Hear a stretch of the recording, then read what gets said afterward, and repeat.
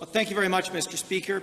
The Springbank Off-Stream Reservoir, or SR1, is the cheapest, most effective and fastest way to ensure floodwaters do not once again ravage downtown Calgary. But last week, Tsuut'ina Nation stepped up their opposition to the project, saying they haven't been adequately consulted. I know the government has been in contact with representatives from Tsuut'ina, but clearly they still have concerns.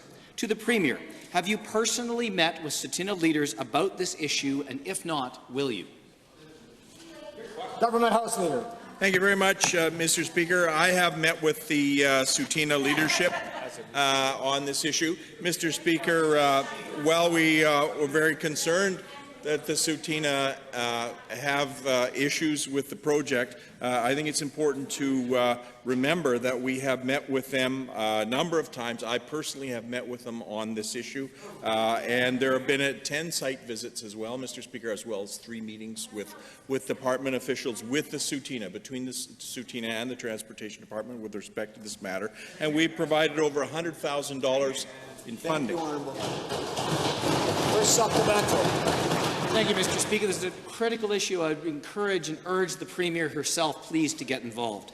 Mr. Speaker, the Supreme Court of Canada has been clear that Indigenous peoples must be included in any projects that impact their traditional territories. Given this well-established fact, I would have thought that engagement with Tsuut'ina would have been a priority for this government, but it appears not. Again, to the Minister of Transportation, what is your plan to address the concerns of Tsuut'ina about their drinking water and the potential impact of SR1 on their lands? Thank you very much, Mr. Speaker. I don't agree with the honourable member that we have not engaged with the Tsuut'ina, and I've reached out since their release and hope to have a meeting with the chief very soon.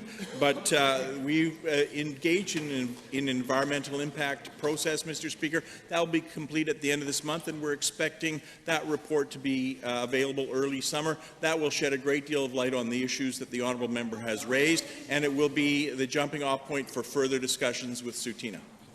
Second supplemental. Thank you, Mr. Speaker. Now, every year that goes by without significant flood mitigation brings risk, and it's a concern I've raised in this House many times, including almost exactly 1 year ago to this day. But serious questions remain about when the project will be built, and I want an assurance from this government that they are still committed to SR1. My constituents are also asking me about the process for getting the project approved and construction started.